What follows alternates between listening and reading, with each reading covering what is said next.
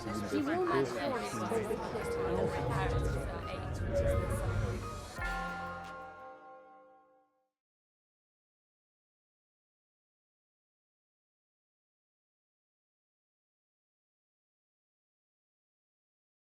Good.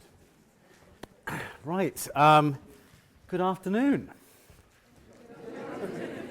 Good. Do you not do that in Oxford? No.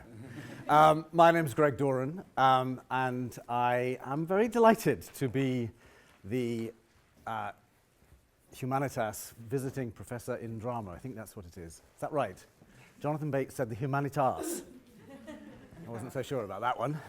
What I'm going to do this afternoon for the next hour or so is really just take a very simple piece of text which everybody knows and just unpick it as I would do with any new intake of company at Stratford.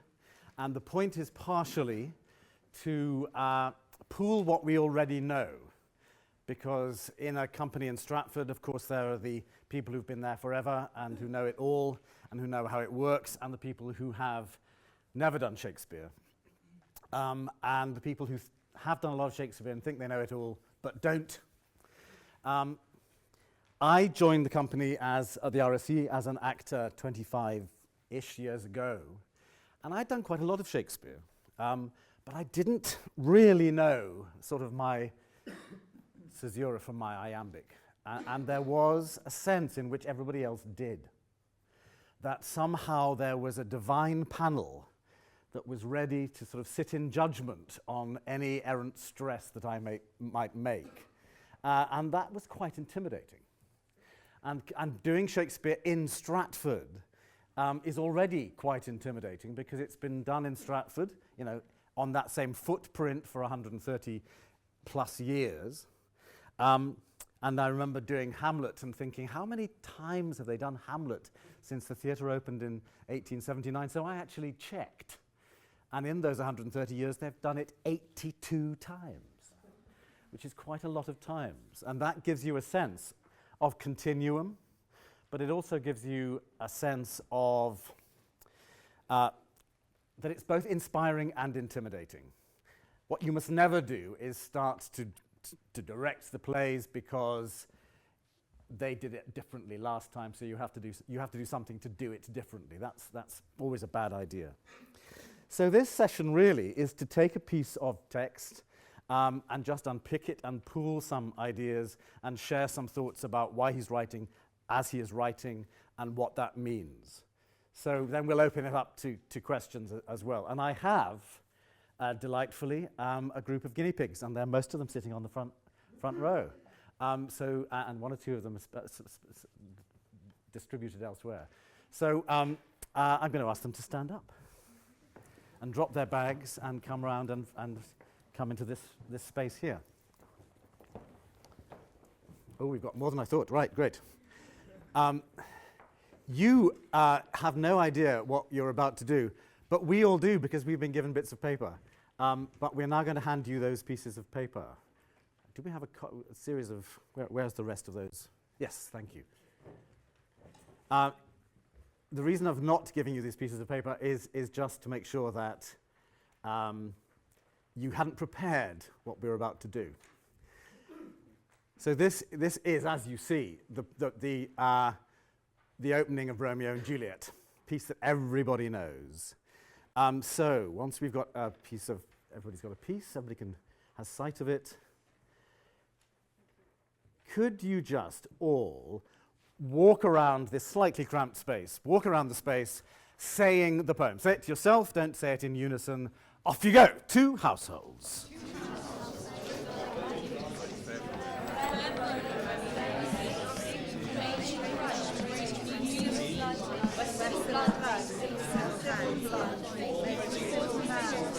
can read it out loud to yourselves too. Of course, the paper. Misadventure.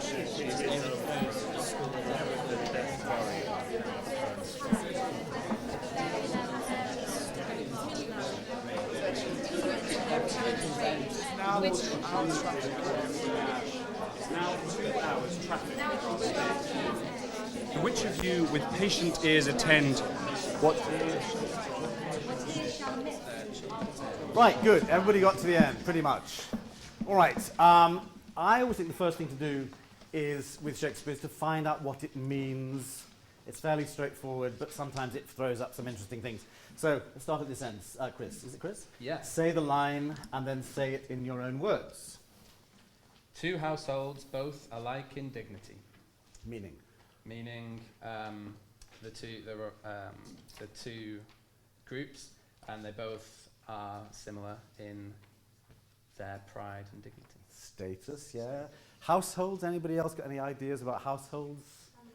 Families, yes. Kind of a bit more than families, isn't it? It's like the families, the retainers, the linen in the closets, everything. Okay, so it's quite big, two households, all right. Somebody give me the next line. I'm not going to go in order because you'll work out which line yours in. So somebody give me the next line. In fair Verona, where we lay our scene. Meaning? The setting of the play. Yes? Verona. Yep. And it's nice. Sorry? And it's nice Yes. in fair Verona. Very good. We don't need Verona to come trucking onto the stage because they say it's in Verona. Very straightforward. Yes, very good. Next line, somebody.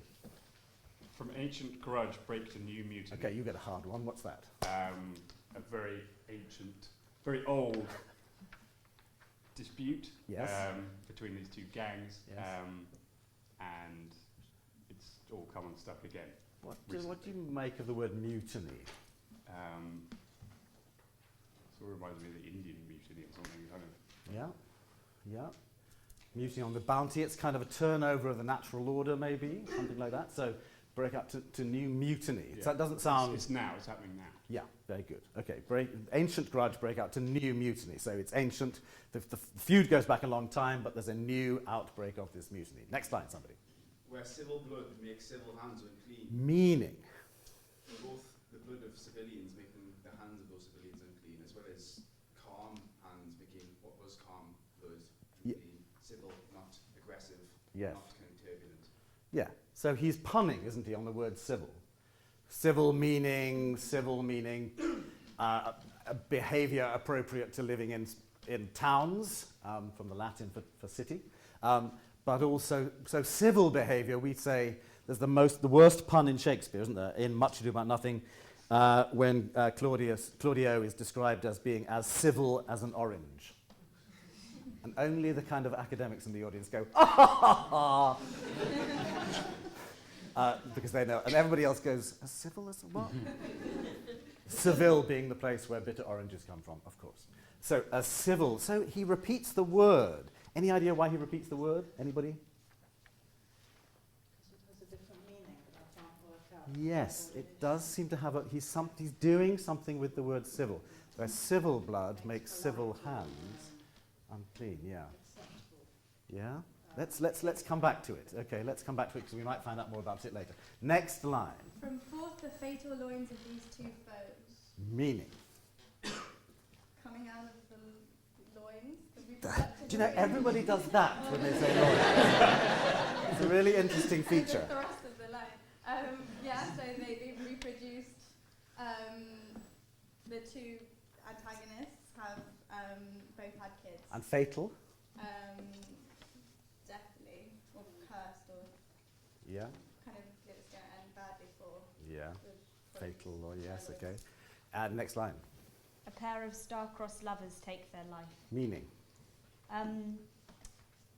Two people in love who are bound by destiny to their end kill themselves. Good. Anybody else have any other version of what that line might mean?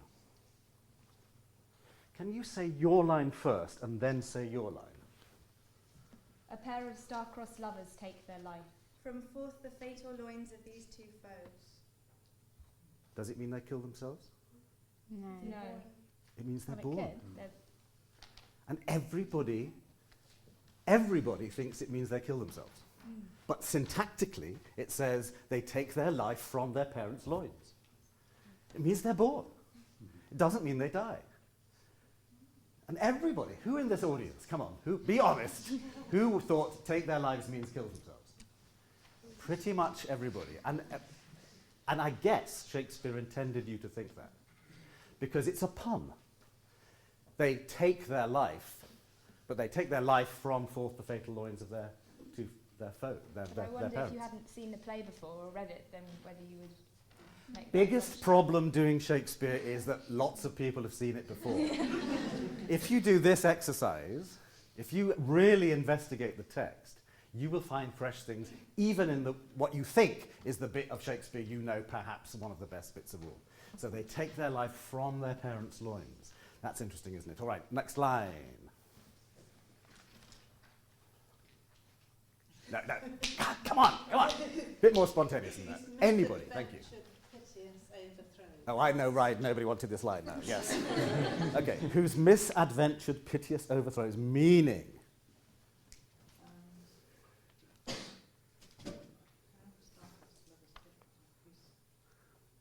What about the word misadventure? What do we take the word misadventure to be? Things that have gone wrong. Yeah. Sort If you venture on the stock exchange, what are you doing? You're risking. You're making it's a gamble. You're risking something. So if you misadventure, the risk failed, I guess. Antonio and the Merchant of Venice has sent all these adventures. The merchant adventurers were companies that risked sending out ships around the world in order to come back laden with spice and treasure and what have you. So it's a misadventure. Yes, okay, so this journey was misadventured. Piteous, sad, worthy of pity. inspiring pity, yeah. Inspiring Whose misadventured, piteous overthrows. That's the bit that's... That's it's a bit like mutiny, isn't it? Mutiny is overthrowing order. So mutiny. Piteous overthrows. A rebellion or something. Who are we talking about, by the way? The star-crossed lovers. The star-crossed lovers, whose misadventured piteous overthrows. So the overthrow of the star-crossed lover might suggest that they're going to be overthrown in some way. Let's just quickly go back to the word star-crossed, by the way. Shakespeare's invented that word. He's that conjunction of words. He's put it together for the first time. It appears in every headline of any Sun newspaper or whatever. Whenever there's anybody who's been vaguely in love, they're star-crossed. And that's interesting because I think Shakespeare makes these conjunctions in order to get your brains going. And when you come across it this is the first usage of the word star-crossed as far as we're aware. And you're saying it for the first time. You're aware that everybody's seen Romeo and Juliet before and star-crossed lovers have become a cliche, but it's your job to knock the barnacles off that conjunction of words and make it seem as fresh as it must have seemed first time round. Because what Shakespeare's doing, there's a kind of novelty in the language that is creating in the audience a surprise. And neurologists have done these tests to see what Shakespeare does to the brain. And it actually sets off electrical charges in the brain when there are surprising conjunctions of words. When Juliet says, "Parting is such sweet sorrow." Now, we've heard that a million times, but sweet sorrow is a wonderful conjunction of words. So it's intended to kind of surprise you. Sorrow being sweet is a lovely notion, and it's your job to get under that. Okay, so piteous overthrows. Next line. Doth with their death bury their parents' strife. Meaning. That when they die, their parents' strife between each other, but also between the parents and the children, is put to rest because death kind of solves the issues. Yes. So the kids die, but it's the grief that gets buried. So they're sort of shifting the word bury onto the parents. So that's quite clever, isn't it? Next line. The fearful passage of the death-marked lover. Meaning. Meaning, like the story or kind of the way, the road of their love, Yeah. which is marked by death. But it could be their own death, could be Shakespeare. Love, yeah. There you get another conjunction of words. Death marked. What does that suggest to you, death marked? What's the actual literal image in your head of death marked? As in it's destined to die. Yeah.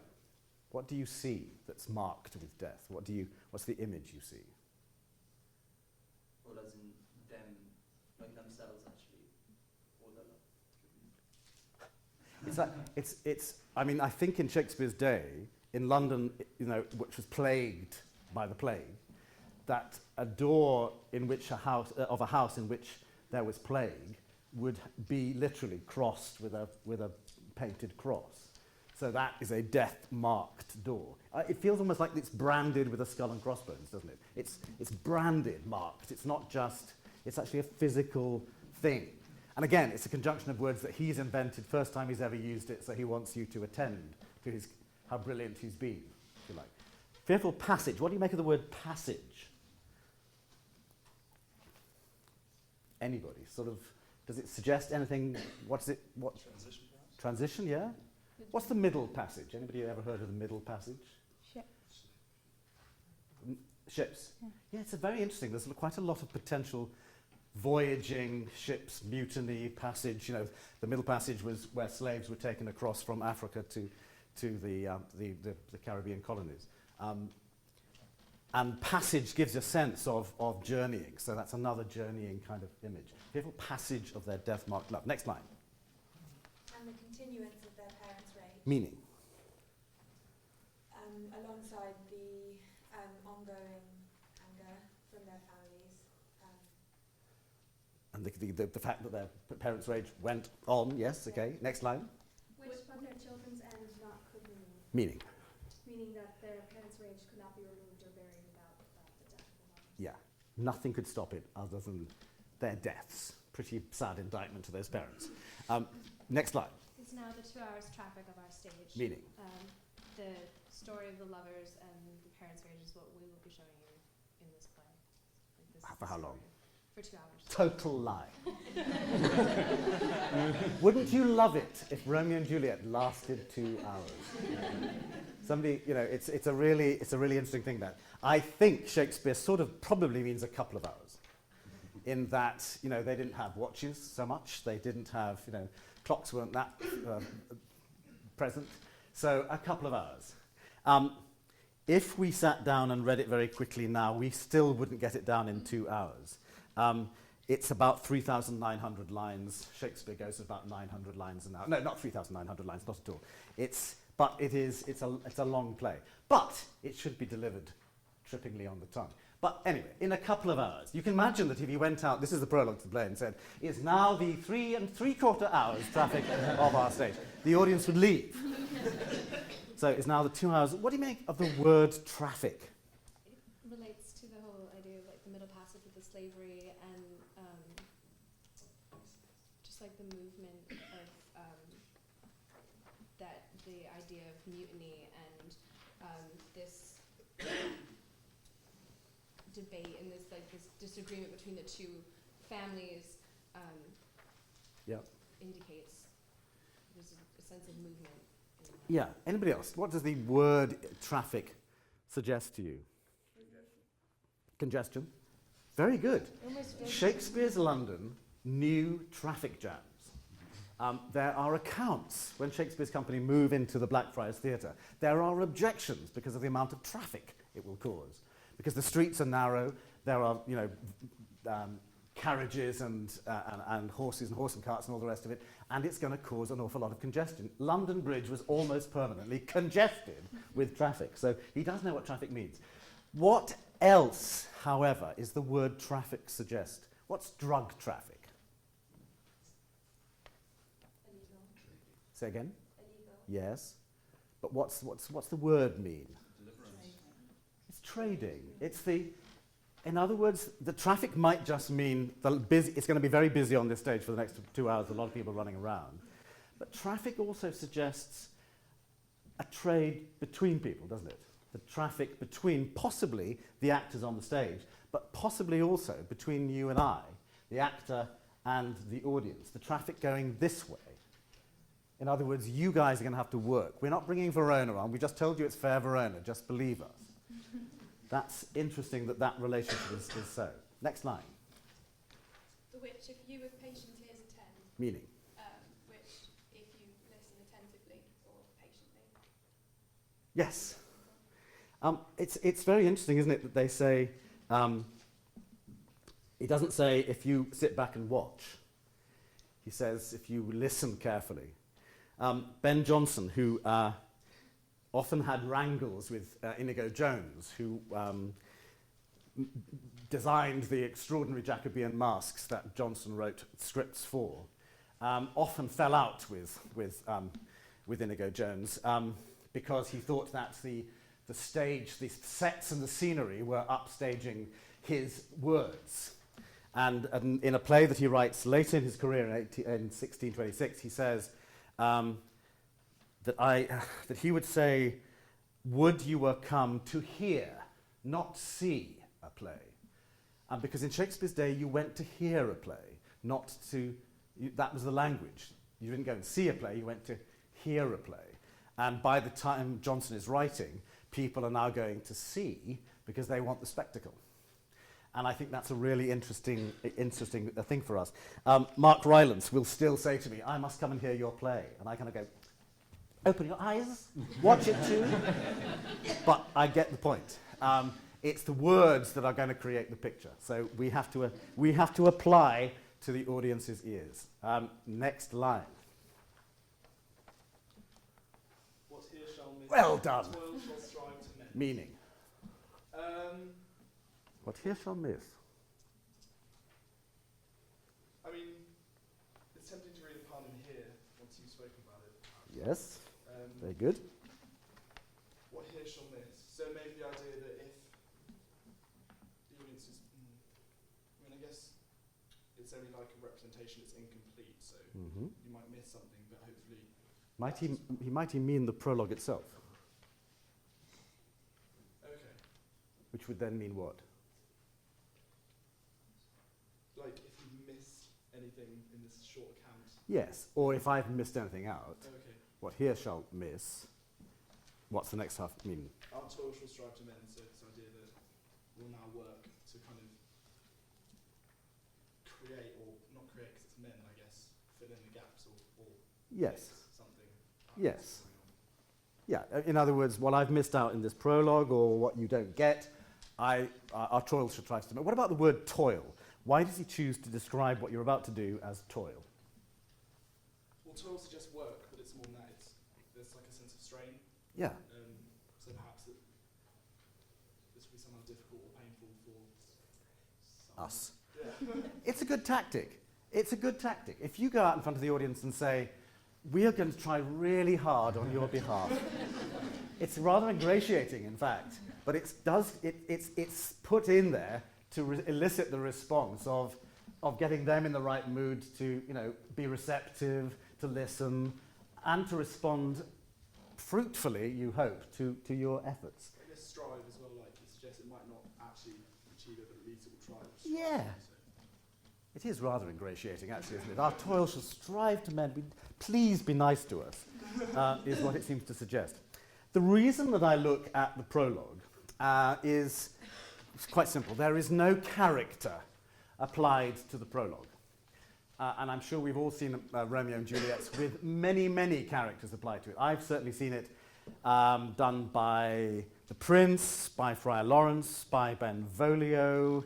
You've probably seen it done by many people. In Rupert Gould's last production at Stratford, it was done as the audio that this character of Romeo was walking around Verona listening to this as the audio guide. That's the weirdest one I've ever had. But it does nevertheless, though it hasn't got a character attached to it, it has character, I would suggest. And I want to look at that now. So, you can sit down. You can perch.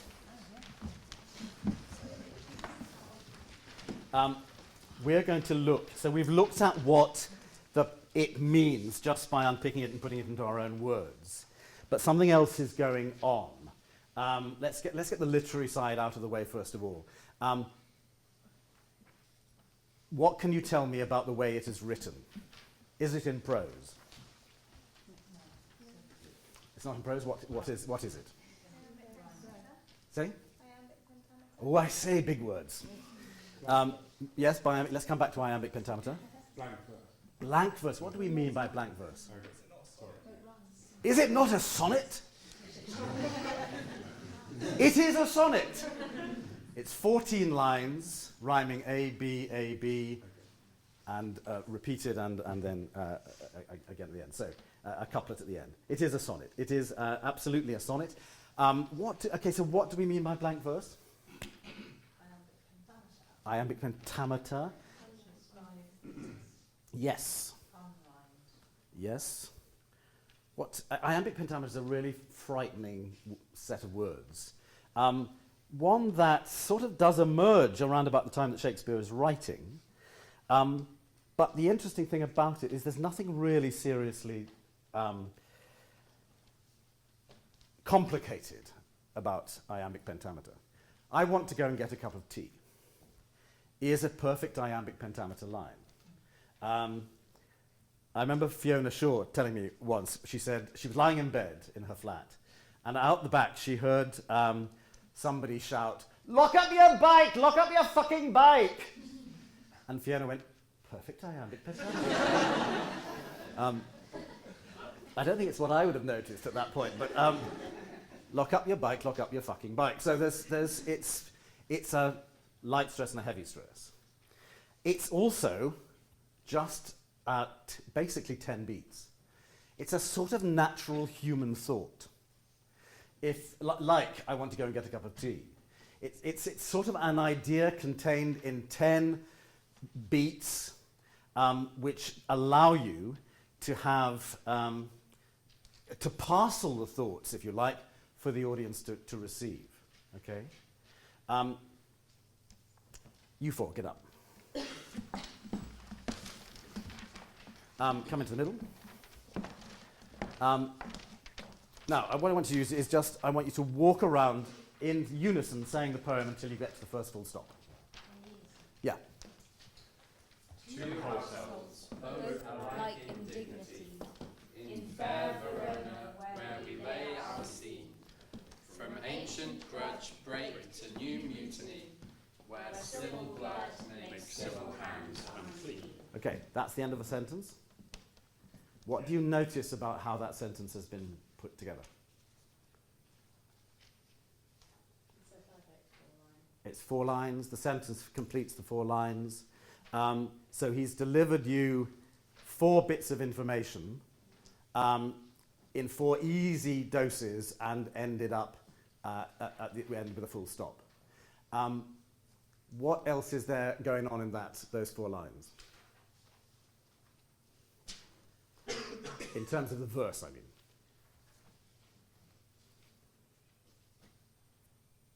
It rhymes. It rhymes. Just let's see how that rhyme helps you. So can you just split side by just face each other? So 2 and 2. What I want you to do is you're going to throw up the last word, dignity, and you're going to throw up the last word of yours. And then you're going to catch her line with yours, and so are you. Does that seem far too complicated? So I'm following that line. Dignity, 1 line, 1 line, 2 line, 3 line, 4. Okay. Let's just see how, in order to make the rhyme work, you have to make it land. Am I just saying the last So, no, word? just say the whole thing. So you're going to say 2 houses both alike in dignity. Okay. And that rhyme will hurtle around in the air until it lands over there. Right. So you actually physically, I want you to throw the word. Yeah. Here we go, let's try. 2 households, both alike in dignity, in fair Verona where we lay our scene. From ancient grudge break to new mutiny. Where civil blood makes civil hands unclean. Yeah, good, okay. Obviously the cricketers are on that side. But that's good. If you don't deliver, the rhyme, they can't catch it. 2 households, both alike in dignity, in fair Verona, where we lay our scene, from ancient grudge break to new mutiny, where civil blood makes civil hands unclean. So that's wrapped, in that quatrain, in those 4 lines, that's wrapped our first bit of information. Now do it out to the audience, each line as you had it there, but delivering up, in other words, the modern tendency is to go 2 households, both alike in dignity, in fair Verona, from ancient, no, in other words, the dying fall is counterproductive in this case. And you can't deliver that rhyme unless, you can't land the rhyme unless you've delivered it. So here we go.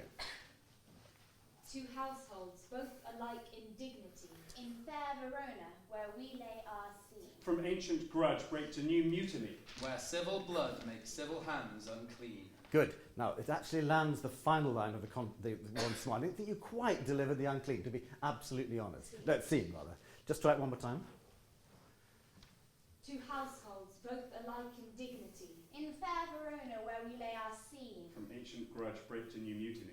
Where civil blood makes civil hands unclean. Very good. Thank you very much. Next four. Or any four. Let's do the same thing. Let's just do it in unison first of all. The next four lines I already predict is a sentence, is it not? Right, let's deliver this next bit then. Off you go, in unison. From forth the fatal loins of these two foes, a pair of star-crossed lovers take their life, whose misadventure piteous overthrows, doth with their death bury their parents' strife. Very good. Now let's do the cricketing, catching. It doesn't have to be girls versus boys. It can be either way, whatever you like. Okay. So chuck up the final word so that they can catch it on the other side. Here we go. Start with you. Yeah. Okay, sorry. From forth the fatal loins of these two foes, a pair of star-crossed lovers take their life, Whose misadventured piteous overthrows, doth with their death bury their parents' strife. Yeah. Good. Obviously, girls can't catch. Don't know quite what this was, but anyway, I think we got the general idea. All right, deliver it out to the house and really let me hear the rhymes and see what they do.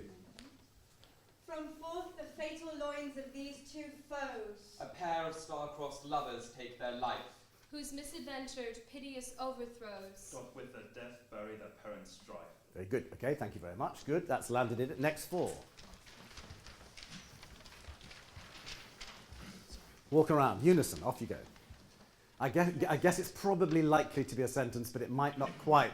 It might have an added on bit at the end, but just go to the four lines.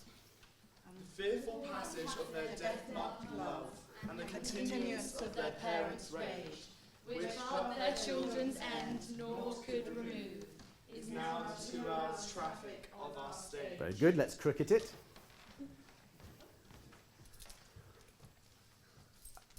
Start with you.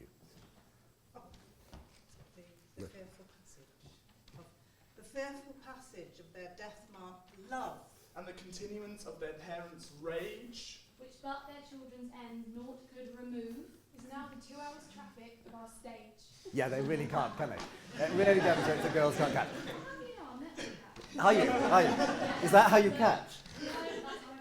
Okay, great.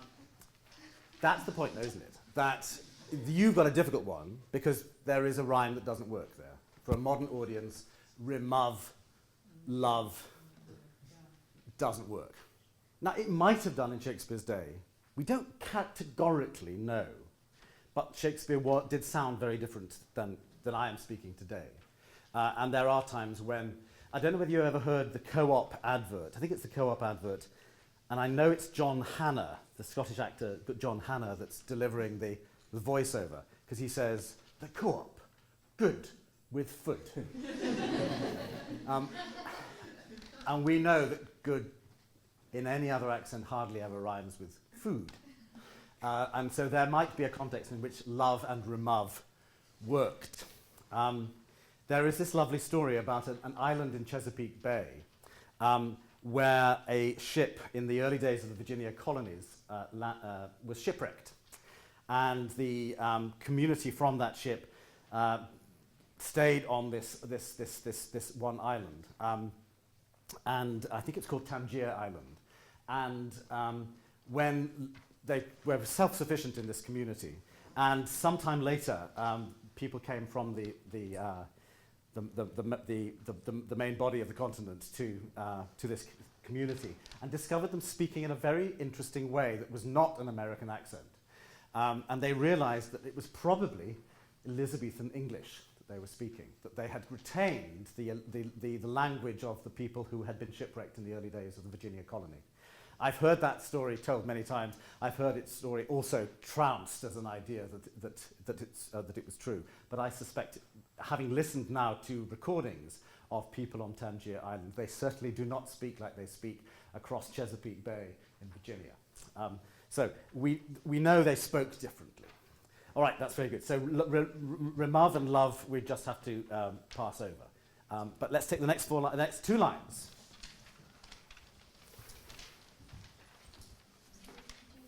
Just two, yes. The witch, if you do it Unison together, yes? Do it together. Yeah, the witch. The witch, if you with patient ears attend, what here shall miss, our toil shall strive to mend. Good, okay. Do the rhyme, the chucking up. The witch, if you with patient ears attend, what here shall miss, our toil shall strive to mend. I'm not getting through, am I? Or is it just... Catch. That's it. Yeah. Anyway, however, we get the point. Okay, so it's the rhyme scheme is 4 lines, that quatrain's internally rhyming, that quatrain's rhyming, that quatrain's rhyming, and the final couplet is rhyming too. There are other things going off. Thank you very much, you too. All right, we're going to start at this end this time. In fact, before we do that, let's just do something else. Let's look at this iambic pentameter thing. So iambic pentameter is a fairly straightforward thing. And blank verse is fairly straightforward too. Blank verse simply meaning verse that is unadorned, that is blank, that doesn't necessarily rhyme. That was the original idea of it. It is used as a rhyme form way back with the poet, the Earl of Surrey. He uses it first. I think he uses it for a translation of Virgil's Aeneid first time round. And on the advert at the front, it says, in this strange metre, which was blank verse. It's used in a very early play, Gorboduc, but it's really honed as a verse form by Thomas Kidd and Christopher Marlowe. And you have to remember that these guys are writing for the public theatre, and it's an entirely new form for them. In terms of public theatre, it's like writing for telly in the 60s. It's been, there haven't been public theatres in England 20 years before there weren't public theatres by the time Shakespeare starts to write. So they're honing their craft, they're grabbing new ideas, they're looking for new subjects, they're breaking taboos, they're trying all these things. And one of the things, if you look at the old medieval mystery plays, the line goes on much longer. They are what are sometimes called as 14ers, great lines that go on for far longer than the human breath can basically cope with, and sound completely unlike normal everyday speech. So these are 10-beat lines in the iambic pentameter. And an iamb is basically D-dum. Very simple and straightforward. And it's 5 of those heartbeats. Ian McKellen, when I was doing this, he was joining me in this exercise one time. He said it is just a heartbeat. The heartbeat starts at the beginning and it goes through to the end. Now the point about the heartbeat and the point about the use of the iambic is that he more often than not breaks the rhythm. So it doesn't go dee-dum, dee-dum, dee-dum, dee-dum throughout the entire play. More often than not, he breaks it down, he turns it round, he turns it on its head, he uses a different rhythm. He pauses, and all that's written in. If you haven't noticed that, and you added your own pauses and all sorts of other things, then you won't see what it is that Shakespeare's actually giving you as actors to do. So just to sort of point that up, the way I do it, and this is the only way I can really convey this to you guys, is basically to say the line in the rhythm, dee-dum, dee-dum, dee-dum, dee-dum, dee-dum. 5 dee-dums. Can we all say those 5 dee-dums? Dee-dum, dee-dum, dee-dum, dee-dum, dee-dum. Now say the second line in that rhythm.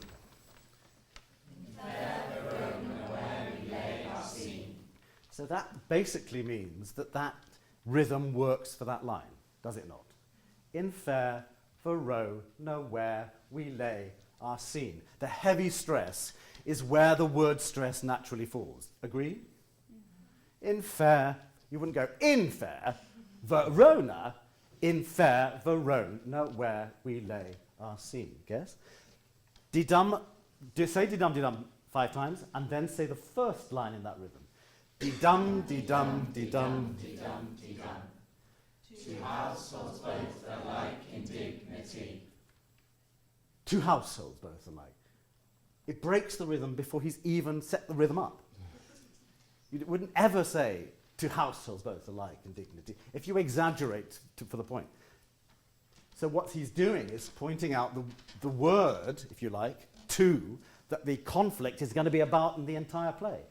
Two households goes back into the rhythm, both alike in dignity, in fair Verona where we lay our scene.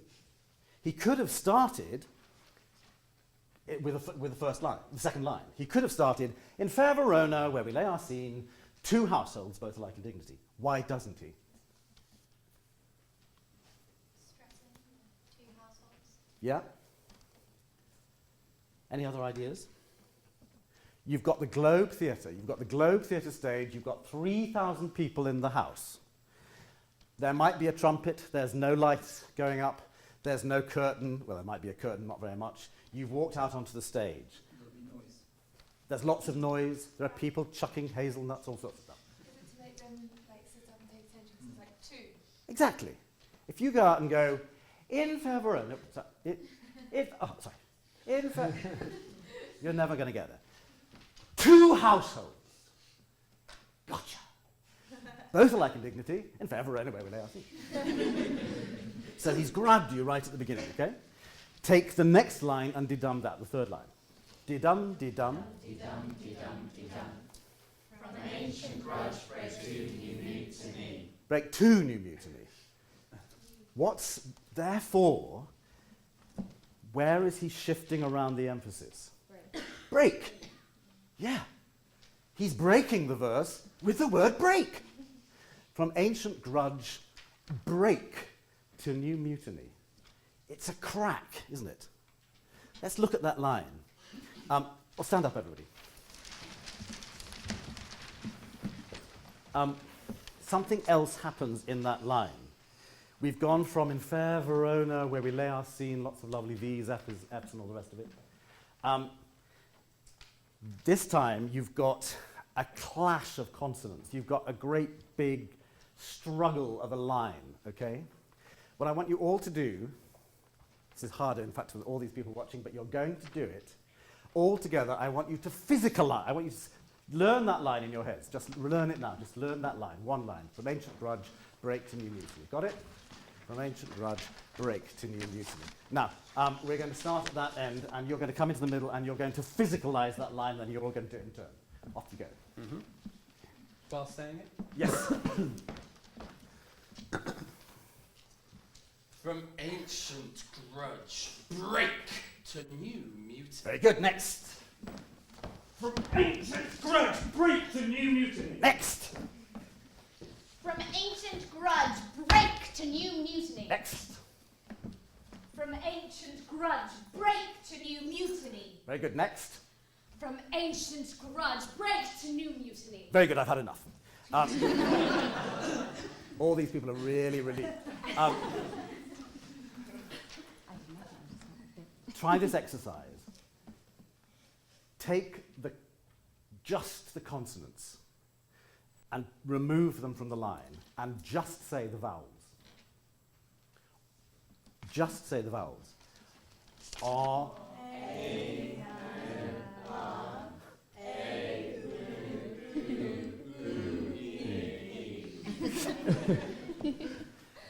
Yes, okay. Suddenly it doesn't seem like Oxford University anymore, does it? Can you take the line and say it, just curve around a bit more into more of a circle. Say it to somebody else on the other side and try and convey the meaning of the line just with those vowels. Off you go.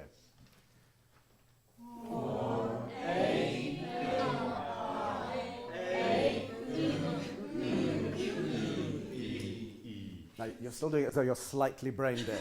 So do it with more urgency. Make them understand just through the vowels.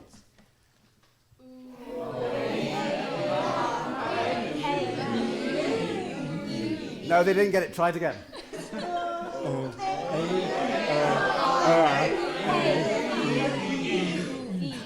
Now put the consonants back and try. From ancient grudge, great to new mutiny. Great. Now, apart from the fact you did it about a decibel louder, what did it feel like as a line in your mouth? Was there any distinct difference having really ponged those vowels? It's like relief. A relief? Putting the consonants back? More forceful. More forceful, yeah?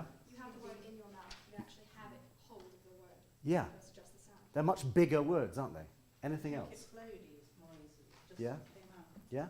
It's quite More like sharp. naturally speaking. Yeah, sorry.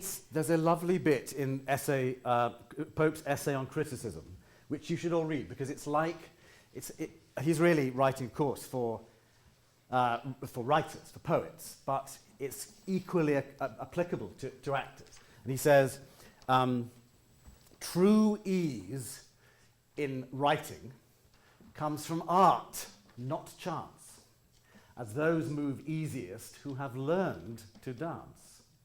And in a way, you could apply acting to that. True ease in acting comes from art, not chance, as those act easiest who have learned to act. You see, it doesn't really work. But you get the point that it's deliberate, and there's a lot given to you. Later on, he demonstrates how the language can convey the meaning. And he says, when Ajax strives some rock's vast weight to throw, the line too labours, and the words move slow. In other words, Ajax striving to push that rock up that hill, the way that he's created the clash of consonants when Ajax strives. You can't get Ajax strives. When Ajax, you have to finish the word Ajax before you go on to the word strives. When Ajax strives, some rock's vast weight. All say that, rock's vast weight. Rock's vast weight. You can't rush it, try and say it fast. Rock's vast weight. It sort of loses the scale of it, doesn't it? When Ajax strives some rock's vast weight to throw, the line too labours, and the words move slow. Now try applying that to From Ancient Grudge. All together. From ancient grudge, great to new mutiny. From ancient grudge. You have to finish the word ancient before you can get onto the word grudge. From ancient grudge. And you have to finish the grudge before you get to break. From ancient grudge, break to new mutiny. And that's conveying the struggle going on in Verona. In the same way that in fair Verona, where we lay our scene, everything seems okay. Let's take the next line. Pick your papers up again. We're ancient grudge, break to new meeting. We're civil bloods. Let's de-dum that line. De-dum, de-dum, de-dum, de-dum, de-dum.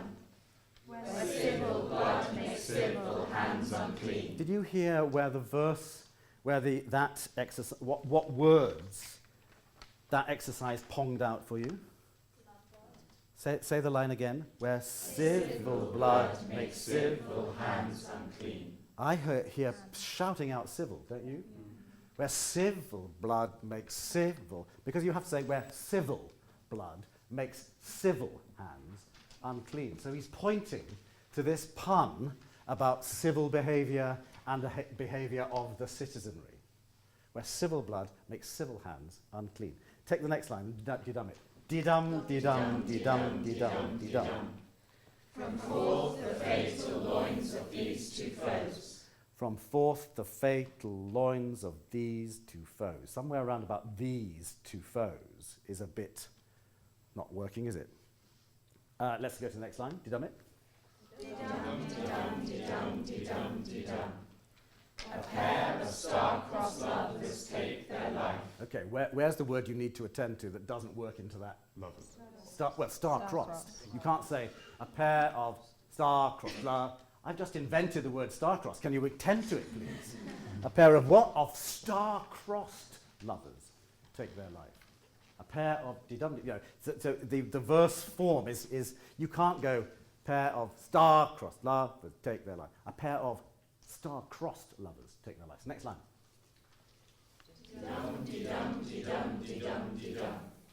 Whose misadventured, piteous overthrows. Oh, that was fairly regular. Whose misadventured, piteous overthrows. Next line. Didum it. Doth with their death bury their parents' strife. Does what? What? Bury their parents' strife. Does with their death bury their parents' strife. Why is he... You can't say bury, so you have to say bury. So the word he's pointing you towards in that line is bury. It's the metaphor, isn't it? It's the poetic use of the word. It's not who is buried. The kids are buried. But he's applying the word bury to the parents' rage. So doth with their death bury their parents' strife. It's Shakespeare the poet telling you which bit of the poem he wants you to attend to. Next line. The fearful passage of their death-marked love. Say again. The fearful passage of their death-marked love. I think the same would occur with that death marked, wouldn't you? You're not going to say, he's invented this conjunction of words. Shakespeare's the English language grows by, depending on who you listen to, by 100,000 words during Shakespeare's lifetime. Some people say that Shakespeare's vocabulary was about 29,000 words. Now, that depends on how many variations of the words there are. But if you look at the vocabulary of the King James Bible, there are 6,000 words. 6,000 in the Bible, for very particular reasons, no doubt. 29,000 maybe in Shakespeare himself, which is a quite astonishing range, isn't it? So, okay, so he's inventing words and he wants you to pay attention to them. Star-crossed, death-marked, two of those words. Next line, de-dum it. De-dum, de-dum. De-dum, de-dum, de-dum. And the continuance of their Oh, bollocks. That really buggered up, didn't it? Why? What do you do with that? Nuance. Continue. What are you going to do? Are you just going to ignore the fact that somehow rhythmically it doesn't work? And the continuance. You could elide it, which is you could squash it together. And the continuance of their parents' rage. And some people would say that's what you do. You elide it. What does the word continuance mean, though? Continuing. It's about the length of time that the rage continued. So the very word is long. It's the longest word in the sonnet. Why not make it longer? And the continuance of their parents' rage.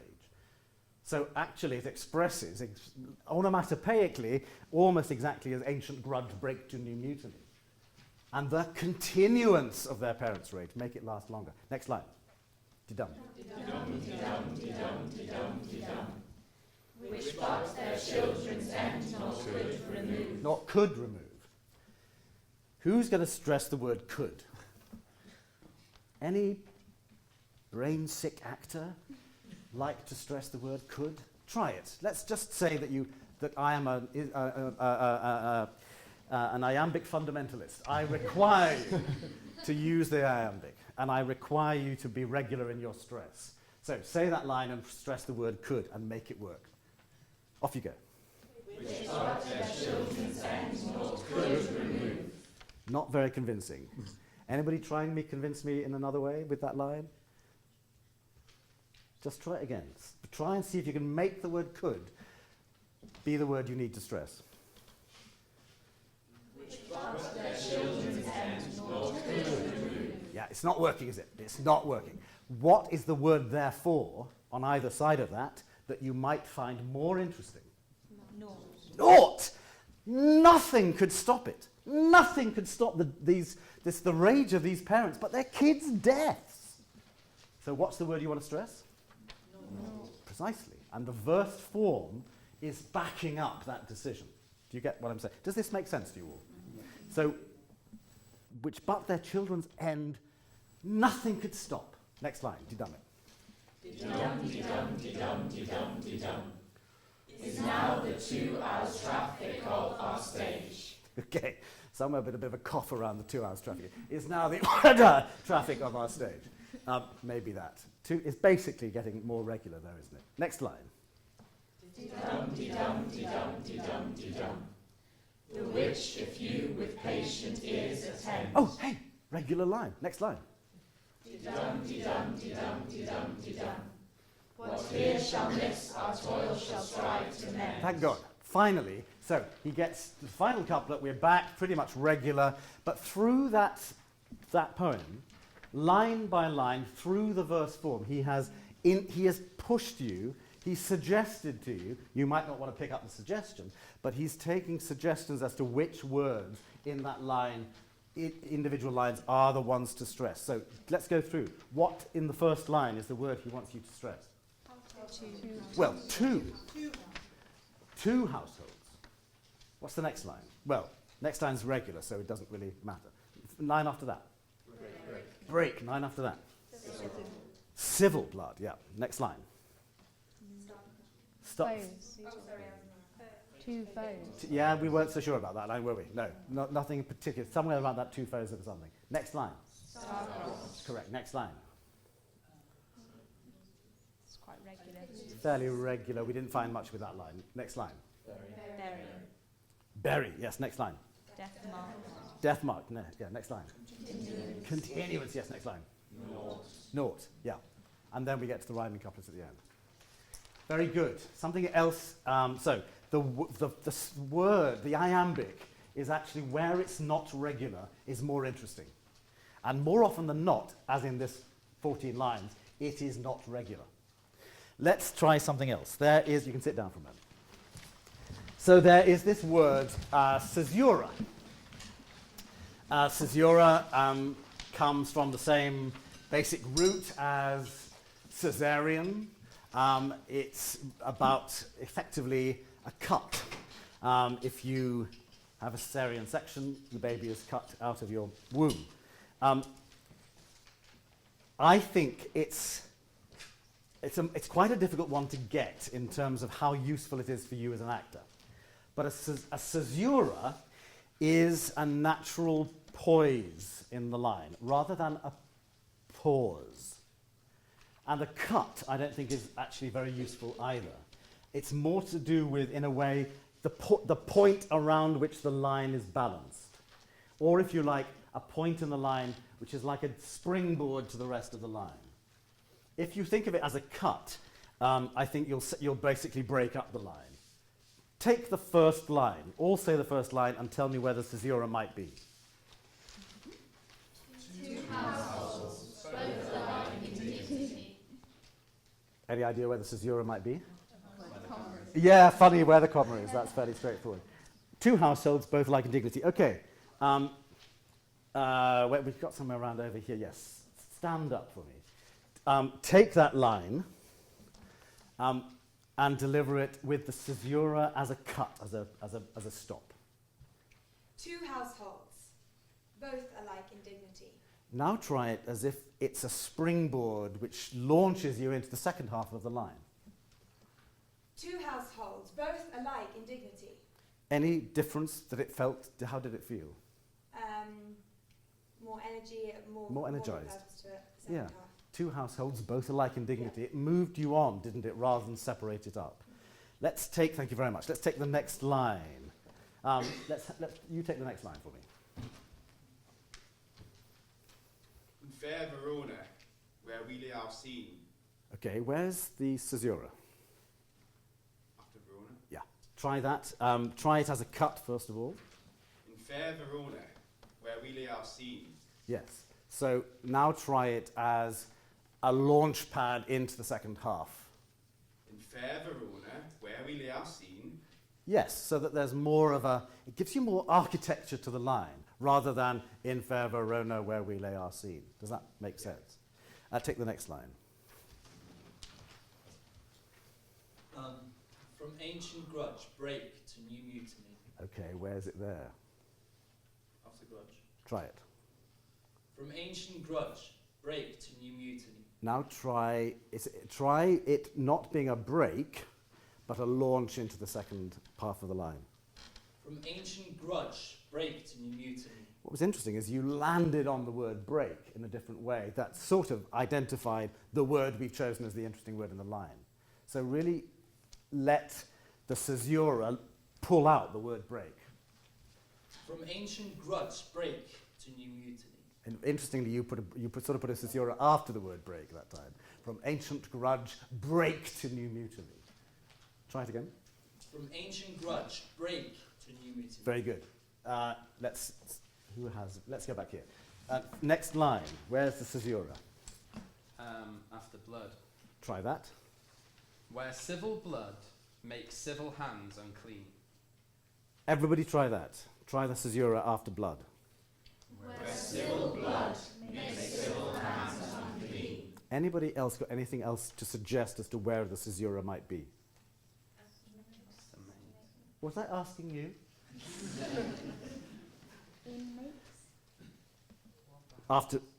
After hands?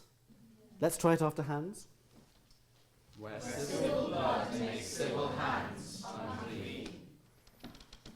Anybody else got any other suggestions, or what do we think about that last one? I thought that was brilliant, that last one, because in a way, this is where the wit comes in. Where civil blood makes civil hands unclean. You've pointed out civil and civil, and then you've landed on the word that finishes the quatrain, which completes the rhyme, which therefore we are all waiting for. Where civil blood makes civil hands. And how do you think, as a description of the civil strife that's gone on for all this time and broken out again into new mutiny, how do you think the word unclean is as a description of their hands? It's surely the understatement of the year. Unclean? They're dripping with gore, aren't they?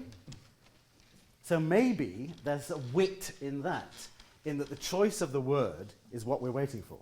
Let's just examine how we use rhyme. Does anybody here know a limerick? And it can be as dirty as you like. Because we'll all forgive you, won't we? A limerick. Yes, I knew it'd be one of the girls. Please stand up. We really want you to stand up. Okay. There once was a girl from Devizes whose boobs were both different sizes. The first one was small and worth nothing at all, but the second was big and won prizes. Very good.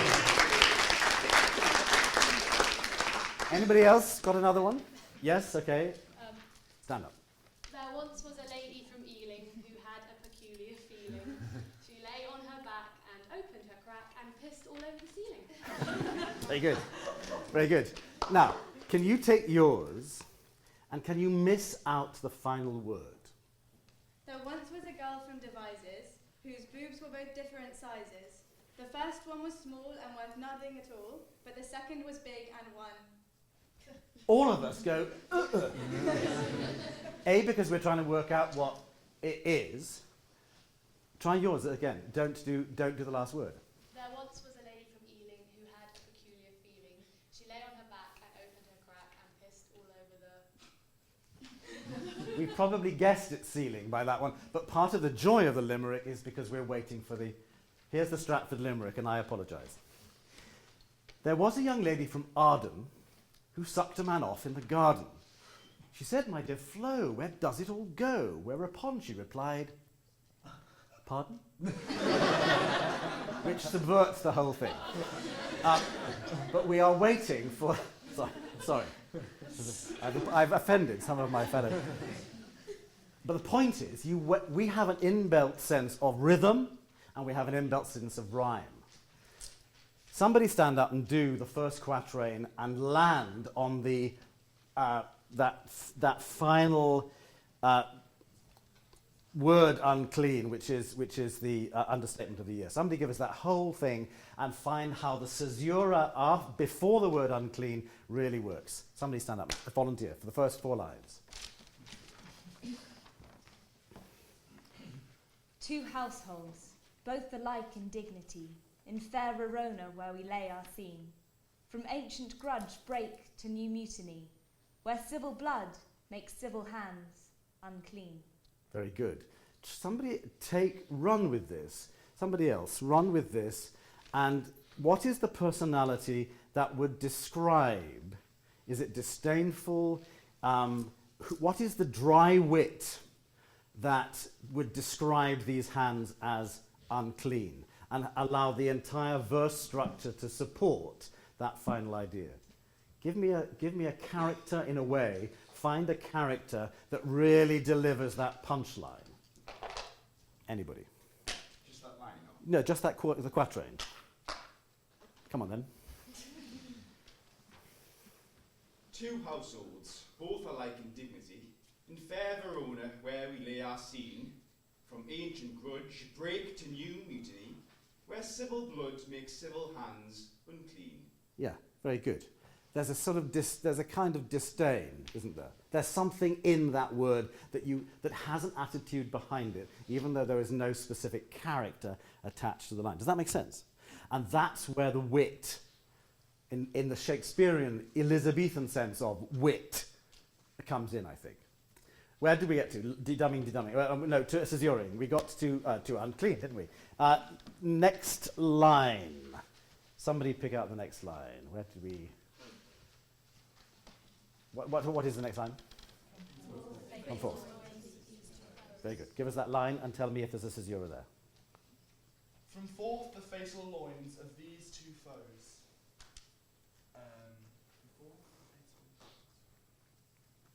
It's not, I don't think it's as clear. It's not obvious, and maybe it's not there. Try it after 4th. From forth the fatal loins of these 2 foes. Yeah, it just sounds... It sounds orchestrated. It orchestrated, it does. So maybe it's not there. Let's just examine what happens if it's not there. Take the next line. Somebody give me the next line. A pair of star-crossed lovers take their life. Caesura?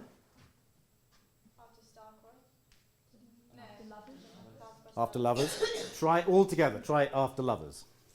A pair of star-crossed lovers take their life.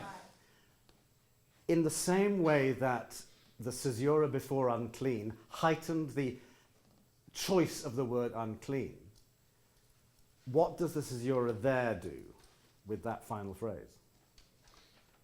Does it detract from the take their life? Well, it says that we all thought that take their life meant killed themselves. So it could be going, take their life, however you choose to hear that. Does that make sense? Because that is the pun, isn't it? That's, if you like, it's an elaborate pun. A pair of star-crossed lovers take their life. Did you hear death or did you hear birth? Okay, next line. Somebody tell me whether caesura might be there. Could be after whose. Try it. Whose misadventures piteous overthrows. Not convincing, is it? Maybe again, there's no caesura there. So let's try the next line and see where that might... It could be overthrows. Try it. Whose misadventured piteous overthrows. That just sounds sort of...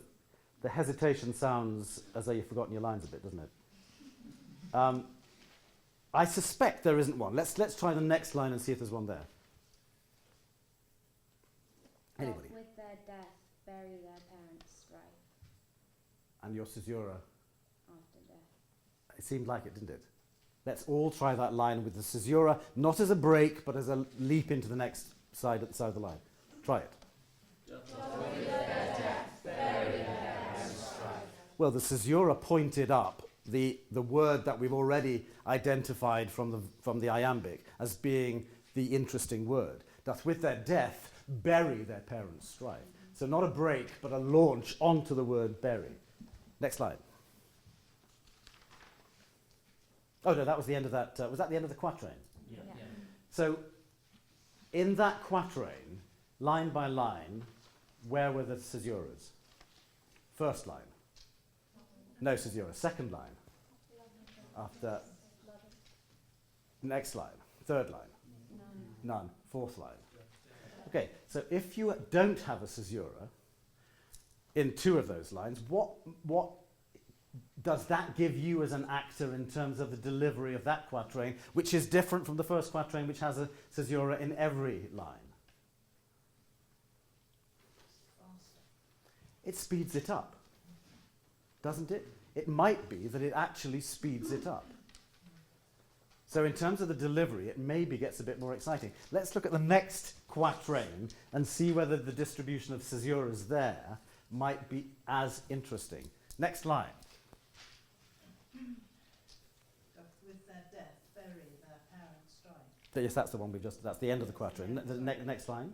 The fearful passage of their death-marked love. Any caesura? Passage. Try it after passage. The fearful passage of their death-marked love. Yes.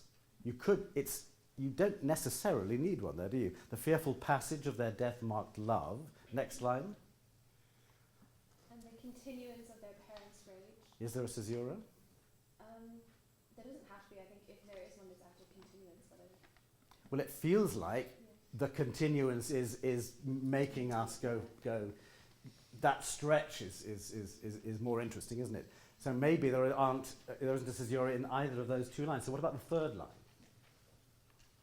Which part of their children's end naught could remove? Ah, we've suddenly got one we recognise. Where are you putting it? Before naught. Yes. So give us that again. But launch us. Let's all do that line. Which part of their children's end naught could remove. Okay. Next line. Is now the 2 hours traffic of our stage. Any caesura? Any obvious caesura? No, I don't think there's an obvious one. I suppose you could put one after traffic because then it makes the 2 hours traffic more ambiguous. Could do. It's slightly difficult. Makes the of our stage feel a little redundant, maybe. Yeah. But maybe what's happening in the distribution of the caesuras is if in the first quatrain there's a caesura every line, and in the second quatrain there's a caesura in lines 3 and 4, and in the third quatrain there's only a caesura in line 3, maybe what happens is, in the effect of it, is each bit gathers pace, gathers excitement. Does that make sense? Walk around the room, do it to yourself, try and see what those caesuras do. Don't do it in unison, otherwise you'll just be chanting with everybody else. So start at a different point. Off you go, round you go. Two households, both alike in dignity. Both alike in dignity.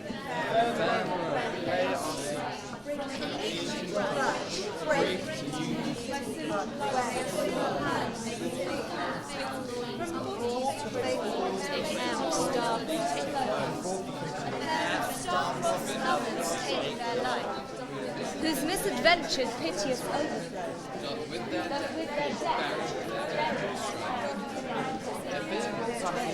their death which got their children's end naught. It's now 2 hours traffic from our stage. It's now 2 hours traffic. Was that, first of all, did you find that the distribution of the caesuras gave you something you could play? Because if it doesn't give you something you can play, there's no point in having it. Yeah. And what effect had it, would you say? It heightened meaning as much as anything. Heightened the meaning. Yeah, it just made everything seem, it made the way I said it seem more natural than how I said it in my head when I first read it through. Right. Anything else? Gave you like an indication of tone, like just as with Unclean you said that with a more kind of bitter attitude, like you then kind of launched into, from fourth of face launch of these two foes, it gave some kind of pointers as to how you should deliver it tonally, I think. Yep. Anything else? It sort of gives you a measured target, if that makes sense. Yeah. To kind of aim for. It also divvies the poem up into parcels, doesn't it? The quatrains have a particular effect. First quatrain, here's the situation. Second quatrain, things getting a bit sticky. Third quatrain, what's going to happen next? And final couplet, and thank you very much, we'll try really hard. Therefore, it actually shapes it for you, rather than just being 14 lines of 10 beats each. And that shaping is very useful. Okay, we looked at, in detail, in the way of Alexander Pope's when Ajax strives, some rock's vast weight to throw. Let's look at the other lines a bit more carefully, because there's a bit more going on there too, I think. Anybody noticed any alliteration? Yes. Tell me what alliteration is, first of all. Let's agree what alliteration is. Say again? Repeated like sounds. Well, alliteration specifically, I think, is the first letter, and assonance would be where there are like sounds. So, and it's not necessarily the letter, it can be the sound of that letter, can't it? You're right. So, give us an example of it. From forth the fatal loins of these two foes. From forth the fatal loins. What are you going to do with that? You've got it, you've noticed it, you've known what the name of the poetic idea is, that it's an alliteration, but what are you going to do with it? How is it going to help you? It adds quite a bitter edge to it, which might not otherwise be there. Try it. From forth the fatal loins of these two foes. Yes, it does, doesn't it? There's another little theory about it, in that Shakespeare is taking a poem that a lot of people would have known, Arthur Brooks' poem about Romeo and Juliet, which casts it as it indeed was, this great medieval tragedy of fate, and it was all their fault. Romeo and Juliet were just oversexed, they shouldn't have done it, it was their fault. And there is a sense of this sort of, the sense of the whole play being death-marked, and their love being death-marked. But actually what the play itself does, when you get to that incredibly long speech by Friar Lawrence at the end, when he tells you exactly what's happened for about 20 minutes, and everybody wants to go home, in that speech, he basically said it was not the stars, it was because you wanted to marry your daughter too quickly, you wanted her to get all this money, it was you and your greed that brought about this tragedy. Nothing to do with the stars. But from forth the fatal loins of these two foes has the ring, and foes is the other F, isn't it? Has the ring of a medieval tragedy of fate. There's something sort of deliberate and weighty and burdensome, and so use that. We'll try that line now. From forth the fatal loins. From forth the fatal loins of these two foes. Now try the next line and see if there is a qualitative difference between all those hefty Fs and the lightness of the next line. Let's try put both of them together first of all. From forth. From forth the fatal loins of these two foes, a pair of star-crossed lovers take their life. Did you hear that? Did you hear the air that comes into a pair of star-crossed lovers take their life? And take their life obviously being born as well. So give me now the difference between that forth the fatal loins, adding the F of foes at the end, and see what you can make of that difference. Really play with it. Off you go. From forth the fatal loins of these two foes, a pair of star-crossed lovers take their life. Now do the same with the next line. See what happens in that next line.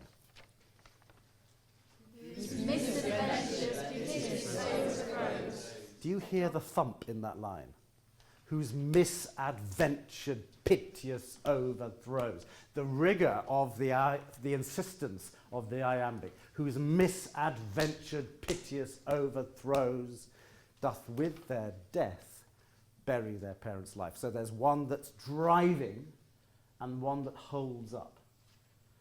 Try that whole quatrain and see how the difference in how he's written the lines helps you as an actor to deliver it and for that lot to hear it. Off you go. From forth the fatal loins of these two foes, a pair of star-crossed lovers take their life, whose misadventured piteous overthrows doth with their death bury their parents' strife. I heard some more alliteration in that line. What is it? Doth with their death. Yes, some versions of this say do with their death. it's wrong. It's doth with their death, precisely because he's playing with doth and death sounding similar. Try that quatrain again and use the doth with his death more urgently. Should Yes. the line "a pair of star-crossed lovers" be said more quietly? It could be. To make the contrast. That's kind of up to you, the actor. I think once you've noted that there's a very distinct difference in what... There's no rule book. There are lots of rule books. And there are lots of people who tell you what to do. But it's up to you to play with it. Once you've noticed it, you, the actor, can interpret it. Does that make sense? Okay, so now that you've really noticed what the alliteration is doing in forth the fatal loins and doth with his death, see how the deliberately old-fashioned plonk of that alliteration sits alongside the air and the other things that are happening in the other lines. Off you go, that quatrain. From forth the fatal loins of these two foes, a pair of star-crossed lovers take their life, whose misadventures piteous overthrows, doth with their death bury their parents' strife. Next line. Let's hear what's happening in this contrast between heavy beats and lighter area beats. What's happening in the next line? It's hefty and plonky again, isn't it? The fearful passage of their death-marked love.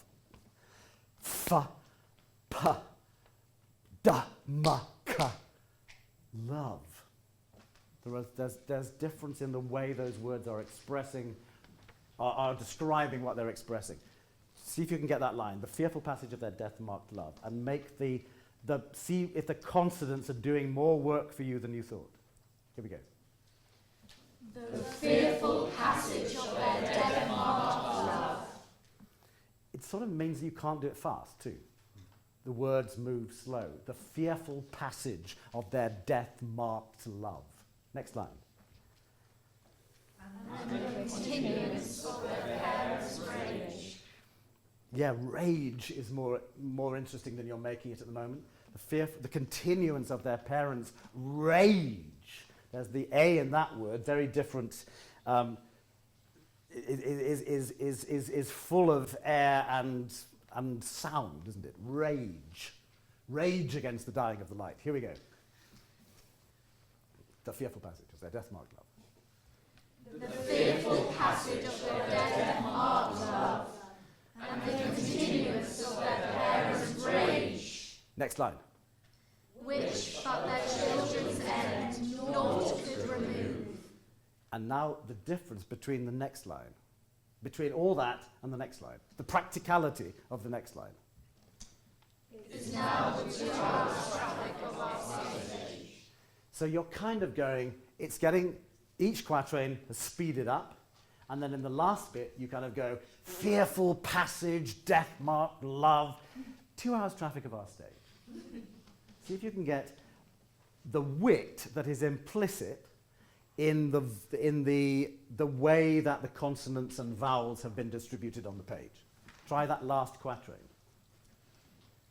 The fearful passage of their death-marked love, and the continuance of their parents' rage, which but their children's end naught could remove, is now the 2 hours traffic of our stage. Very good. And then we have the wit of the final couplet. We must stop doing it in unison because it's squashing your individual reactions to it. Okay, we've been through the whole poem. We've looked at the iambic pentameter and where it is more often irregular than regular and what that does for you, where it points out interesting words. We've looked at the caesura and how that gives the line architecture, but also how in its distribution through the whole sonnet, in fact, it gives you the effect of speeding up and making it more interesting and exciting for the audience.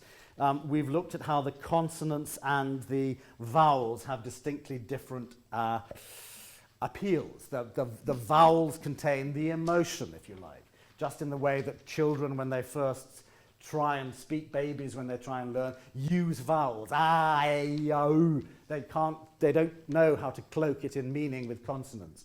but the consonants give the clash and the meaning to the whole thing. So it's a lot to take in.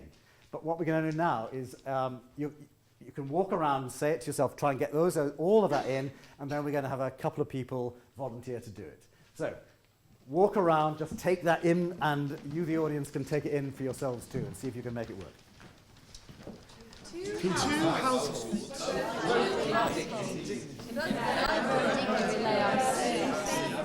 From ancient grudge break to new Civil blood makes civil hands. The fatal loins of these two foes. From forth the fatal line. misadventure.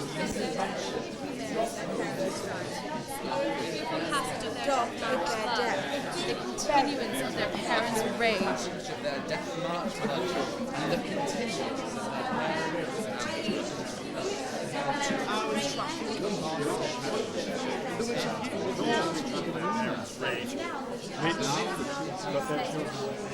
The which of you with patient ears attend, which what here shall miss, our toil.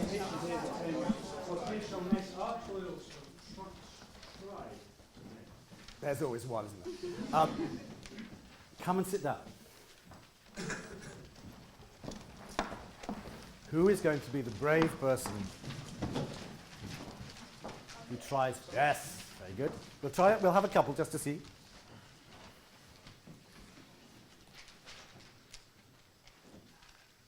Two households, both alike in dignity, in fair Verona where we lay our scene.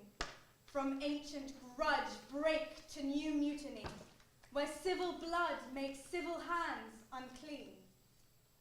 From forth the fatal loins of these two foes, a pair of star-crossed lovers take their life, whose misadventured, piteous overthrows doth with their death bury their parents' strife. The fearful passage of their death-marked love, and the continuance of their parents' rage, which but their children's end naught could remove, is now the 2 hours' traffic of our stage. The which if you with patient ears attend, what here shall miss, our toil shall strive to mend. Very good, well done.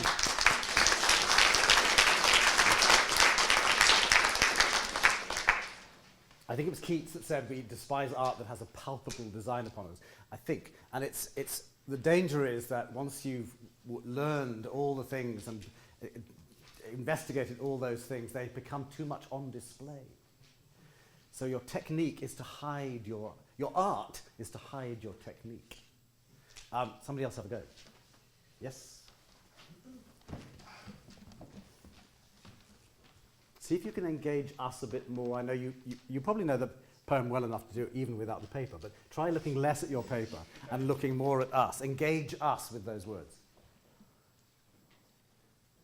Two households, both alike in dignity, in fair Verona where we lay our scene. From ancient grudge break to new mutiny, where civil blood makes civil hands unclean. From forth the fatal loins of these two foes, a pair of star-crossed lovers take their life, whose misadventured piteous overthrows doth, with their death, bury their parents' strife. The fearful passage of their death-marked love, and the continuance of their parents' rage, which, but their children's end, naught could remove, is now the 2 hours' traffic of our stage. The which if you with patient ears attend, what here shall miss, our toil shall strive to mend.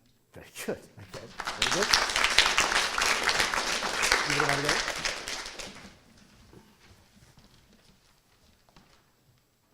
Two households, both alike in dignity, in fair Verona where we lay our scene. From ancient grudge break to new mutiny, where civil blood makes civil hands unclean.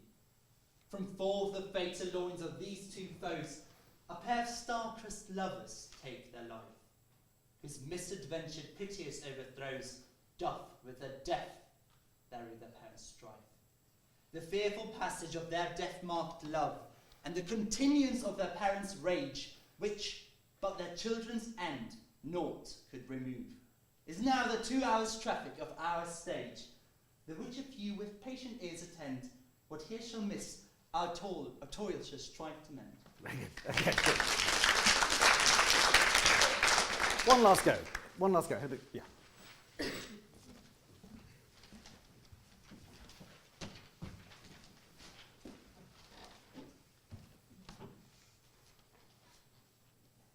Two households, both alike in dignity, in fair Verona, where we lay our scene. From ancient grudge break to new mutiny, where civil blood makes civil hands unclean. From forth the fatal loins of these two foes, a pair of star-crossed lovers, take their life, whose misadventured piteous overthrows doth with their death bury their parent strife.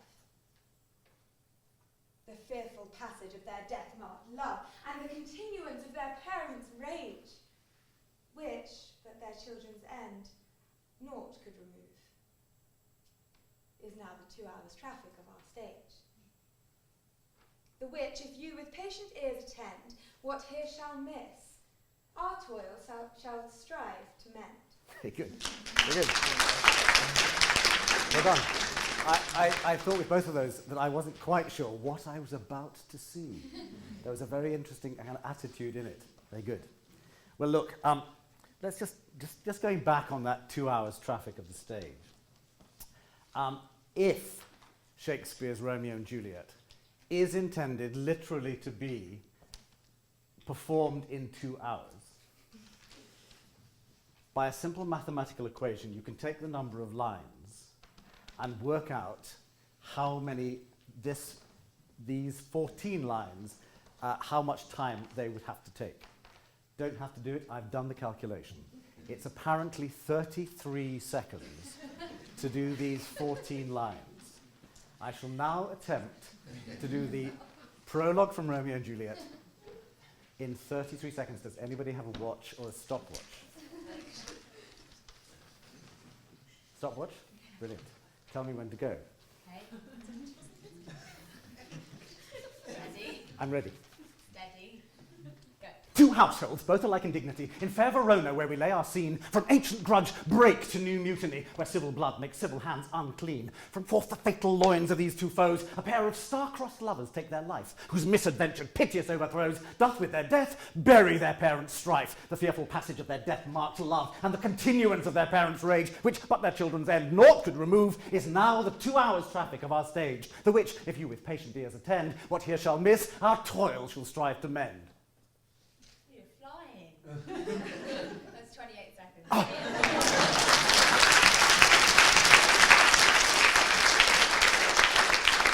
Well, forgive my wanky party piece, but it demonstrates something, or at least it's intended to, which is that sometimes with Shakespeare, we can, it's taken such a long, we spent an hour and 20 minutes on 14 lines. There's an awful lot in those 14 lines. And then, of course, you want to make sure that every element of those 14 lines you deliver. And what it can lead to is a presentational style that is kind of pointing out to the audience just what you've got. And it becomes over-demonstrative. Do you know what I mean? Two households, both alike in dignity, in fair Verona, where we lay our scene. Do you know what I mean? And it becomes torturous is what it becomes. Whereas in fact, literally being tripping on the tongue can give a sense of excitement. I mean, if I did it at that speed, we would be dead by the end of Act 1, wouldn't we? But we would get down in 2 hours, which would be a relief. But it does give that sense of the way that the text can be delivered in a tripping way that maybe is ahead of you in the audience, but you'll catch up. And what you'll benefit from in terms of the speed of that delivery, as long as you've got in place all the architecture, as long as you've looked at all this. Don't start by kind of going, we're going to do this in 2 hours, because that's the wrong way to do it. But find out just once you've got all that architecture, how that you can present the shape of it. Does that make sense? Well, look, I know we've got 10 minutes or so, but I want to leave some time open for questions, either from you guys. And first of all, can stand up. Can we thank our actors, please? Take a bow.